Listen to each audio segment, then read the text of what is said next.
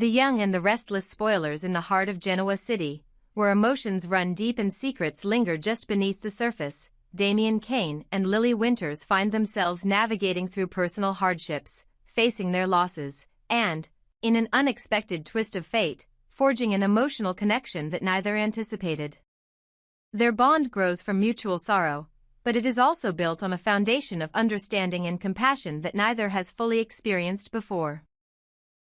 Damian, a figure often seen as cool and calculated in the business world, is far more vulnerable than he appears. His mother's recent health struggles have placed him in an emotional whirlwind. Amy Lewis, his mother, had been battling a severe illness that, for a while, seemed to be consuming her, leaving Damian on edge. But now, after a long and exhausting period of uncertainty, the good news finally comes: she's responding well to treatment, and Damian's relief is palpable. It's a feeling he's been craving for months, yet it's a complex mix of gratitude, fear, and sadness. As he opens up to Lily Winters, someone who understands loss better than most, Damian's walls begin to crumble. He tells Lily about his mother's progress, but the conversation quickly pivots to something even more personal. Damian acknowledges the growing bond he has formed with Nate Hastings.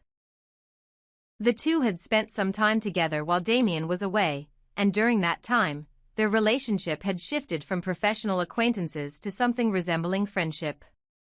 Damian's candidness about his relationship with Nate is a rare vulnerability from him, and his apology to Lily for any tension between them regarding Devon Hamilton speaks volumes about his self-awareness.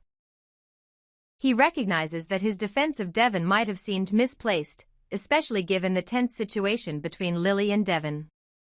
Lily's suspicions of him and his defense of Devon had created a rift, but now, with Damian's heartfelt apology, it's clear that he values his relationship with Lily enough to own up to his actions. Lily, ever the composed and introspective figure, listens carefully. She then shifts the conversation toward a more pressing matter. She knows that Damian has been working with Dumas, a powerful figure whose influence could help Lily navigate some complex business decisions. She asks Damian to arrange a meeting with him, but with a note of caution, Damian tells her that he's not optimistic about the outcome. Despite his reservations, he agrees to make the effort, understanding that Lily's determination to succeed in her career is just as strong as his. But beyond the business talks, the connection between Damian and Lily deepens in a way neither had expected. They have both experienced profound losses in their lives, Damian with the near loss of his mother, and Lily with the passing of her father, Neil Winters. Their shared grief becomes a subtle thread that ties them together, as both find comfort in the other's understanding. In a quiet moment, as they talk about their fathers, Lily leads Damian to the music room, a place where memories of Neil Winters live on. She points to a picture of Neil, his smiling face frozen in time. Damian, moved by the gesture, acknowledges the power of music, the way it can evoke such deep emotions, and how Neil's legacy continues to impact everyone he knew. "I like hearing about Neil," Damian says, his voice soft with empathy. "I know you do too." Lily's voice falters slightly as she continues, urging Damian to reflect on something important. Though he's lost his father, she reminds him, he's still fortunate to have his mother back in his life. "You should let more people in," she says. "You don't have to go through this alone." Her words linger with Damian, like a whispered promise that he doesn't have to carry the weight of his world on his own. He had always prided himself on his ability to handle things by himself, but Lily's suggestion strikes a chord. He's spent so much time locked in his own turmoil, and yet, in the presence of someone who understands him, there is a sense of peace he's not accustomed to. For Damian, the idea of letting others in is a hard pill to swallow. He's always kept his emotions tightly controlled, never allowing anyone to see the depth of his vulnerabilities. Yet, there is something about Lily's calm demeanor, her strength in the face of adversity, that makes him feel safe enough to consider it. Perhaps, for the first time in a long while, Damian can allow himself to feel not just the weight of his struggles, but also the warmth of shared understanding. As their conversation comes to a close, there's a newfound connection between them. Damian, once an island in his grief, begins to consider that maybe, just maybe, he doesn't have to face everything alone. And Lily, who's seen so much loss herself, finds solace in knowing that Damian, too, is learning how to cope with his pain, just as she has. It's a quiet moment of healing for both of them, one that neither could have predicted when their paths first crossed. In the end, what began as an awkward conversation about family and business blossomed into something more profound. Through their shared experiences of loss, Damian and Lily have forged a connection that transcends the typical boundaries of friendship. They may not know what the future holds, but one thing is certain, neither of them will face it alone. And for Damian, that realization is a powerful first step toward healing the wounds that have long defined him. As the weeks unfold in Genoa City, their bond will continue to grow, shaped by the shared understanding of their personal struggles. Whether it's in the quiet moments spent reflecting on their fathers, or in the loud, chaotic hustle of their respective careers, Damian and Lily will find strength in one another. Together, they'll discover that overcoming loss doesn't just mean moving forward, it means allowing others to walk with you through the storm. And in doing so, they'll both find a path to healing that they never could have walked alone.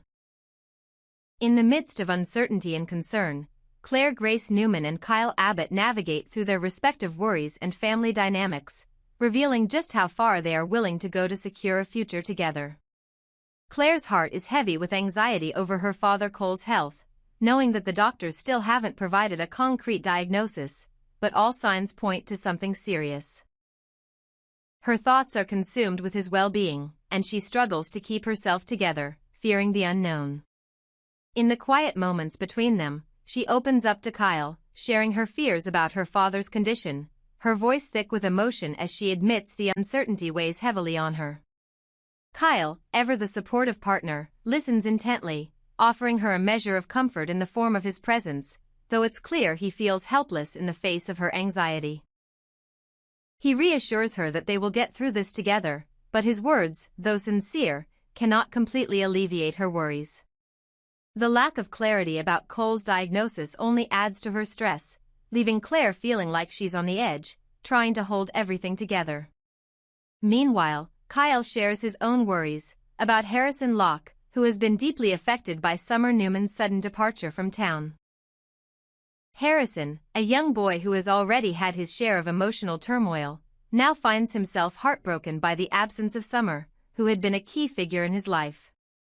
Kyle explains how Harrison has been struggling with Summer's departure, and Claire can't help but sympathize. She too knows the pain of losing someone close, and it's evident that this weighs on her, adding to the already heavy burden she carries. But their conversation doesn't just stop at personal struggles. It soon transitions into a conversation about their future together, specifically the issue of where they will live. Kyle then reveals that he's been looking into moving arrangements for them, particularly considering a new place to settle down. He mentions that he has been exploring options in the real estate market, specifically Adam Newman's former apartment. This idea immediately catches Claire's attention. The thought of moving into Adam's old space raises several questions in her mind. She's not sure why Kyle believes it's a good idea, especially given the complex dynamics within the Newman family, but she listens as Kyle explains his reasoning. He believes that if Adam is willing to sell them the apartment, Victor might be more inclined to accept the move, thinking that having a connection to Adam might smooth over any potential conflicts. Claire, however, is less than convinced by this reasoning. She's not sure why Adam's approval would carry any weight with Victor, considering their strained relationship, but she's willing to listen. The idea of moving into Adam's place doesn't sit perfectly with her, especially because Kyle has been researching the property without consulting her first. She feels a bit disregarded in this decision-making process and, while she loves Kyle dearly, she can't help but feel a twinge of frustration at being left out of the conversation. It's not that she doesn't want to move forward with their plans to live together, but she feels that they should make such decisions together, rather than him going ahead without her input. Sensing her unease, Kyle quickly apologizes, recognizing that he may have overstepped in making decisions without her. His apology is genuine, But he continues to make his case for why this particular apartment might be the best option for them. He points out that, in his opinion, having a connection to Adam might just make the transition smoother with Victor, and he reassures her that if Adam agrees to sell, it could make their lives much easier. Claire, still not fully convinced, finally relents, seeing that Kyle's excitement and optimism could be contagious. The apartment does have many qualities that they both like, and she knows that Harrison would enjoy the space as well. It has a certain charm, a comfort that appeals to her, and she reluctantly agrees to move forward with the idea, although with reservations. It sounds good enough, Claire finally admits, albeit with a hint of reluctance in her voice. I'll try to arrange a viewing. It's a small concession, but a necessary one if they are to move forward. Kyle, clearly thrilled by her response, expresses his excitement, seeing this as a much faster route to their shared goal of living together. For him, this decision feels like a step in the right direction, and he's eager to take action as soon as possible. Their conversation, though tense at times, ultimately reflects the dynamic of their relationship. Kyle's impulsive nature, sometimes acting first and asking questions later, often clashes with Claire's more measured approach, and yet, they complement each other in a way that works. Kyle's enthusiasm helps push Claire forward, while her caution provides the balance he needs to think things through. As the days unfold, their journey toward finding a home together will undoubtedly bring more challenges and moments of doubt. But the undercurrent of love and understanding that runs between them will be the foundation that helps them weather any storm. Whether it's dealing with family pressures, the uncertainty surrounding Cole's health, or navigating their relationship with Victor Newman and the rest of the Abbott and Newman families, Kyle and Claire will continue to find their way forward, supporting each other through both the big decisions and the small moments that define their lives together. In the end, it's not just about finding a place to live. It's about building a future, one step at a time, and knowing that no matter what challenges come their way, they will face them together. In the ever-turbulent world of the young and the restless, a seemingly innocent celebration between Billy Abbott and Sally Spectra takes an unexpected turn as emotions run high, and alliances are tested. The evening had started out in what seemed like a moment of victory for Sally as she raised a glass to her new role at Abbott.com. The champagne flowed freely, the conversation light and optimistic, as she shared her innovative ideas with Billy. It was the beginning of something new for Sally, a fresh start in the business world, and a step toward reclaiming her confidence after the chaos of recent months.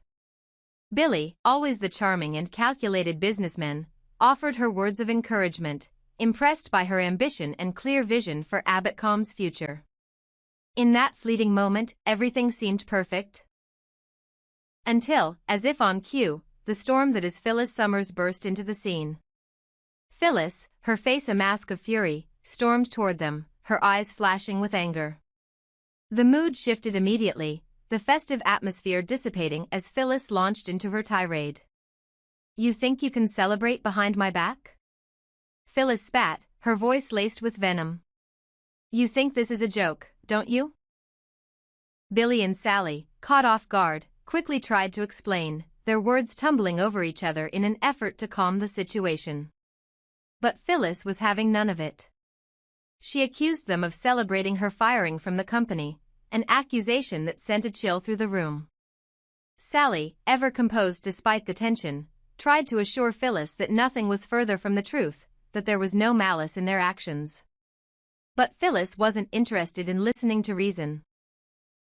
"You really think I don't know what's going on?" Phyllis retorted, her voice shaking with indignation.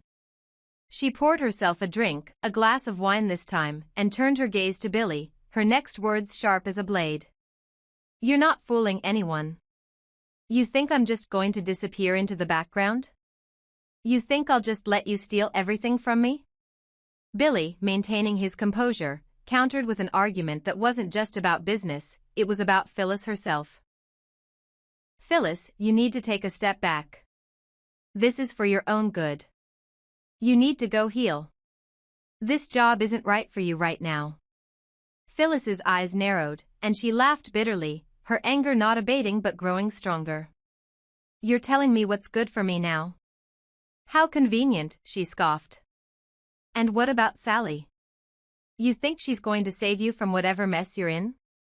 Please. Sally's eyes flickered with a mix of frustration and understanding as Phyllis's accusations continued.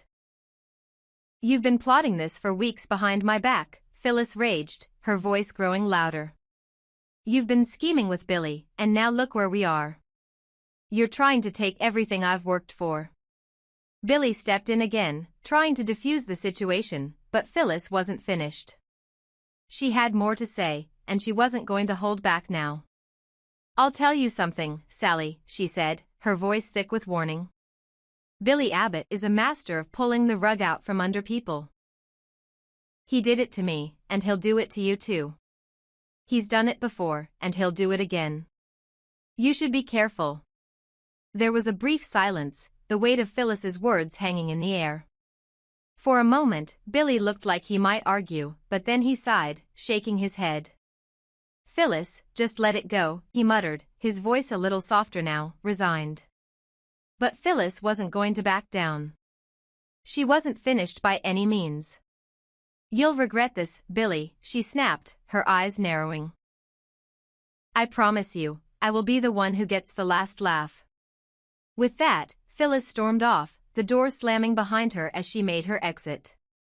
Her anger was palpable, but there was something else too, something darker, something that hinted at a plan she wasn't ready to reveal yet. As she walked out, she muttered under her breath, her mind already plotting her next move. I'll make sure you regret this. You'll see. I'll make sure you pay for this. Billy and Sally stood there for a moment, the tension still hanging in the air. Neither of them knew what to say next. The moment of celebration had been completely overshadowed by Phyllis's outburst, and now the threat of Phyllis's revenge loomed large over them both. For Sally, who had just stepped into a new role at Abbott.com, it was a stark reminder of the business world's ruthless nature. For Billy, it was a reminder of the dangerous game he'd been playing for years, one that always seemed to come with a cost. As the dust settled and they both took a breath, Billy offered a small, resigned smile. Well, that was fun, he said, his voice dry. Sally didn't smile. She could feel the weight of Phyllis's warning hanging in the air, the uncertainty of what Phyllis would do next threatening to undo everything they had just started.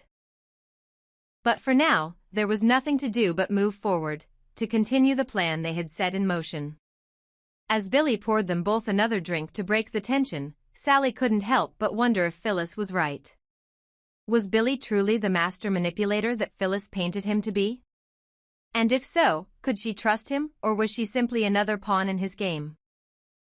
The night had started with excitement and promise, but now, with Phyllis's warning echoing in her mind, Sally wondered just how much she was willing to risk for the chance to succeed in this new venture. But one thing was clear, Phyllis Summers had just declared war, and it was far from over.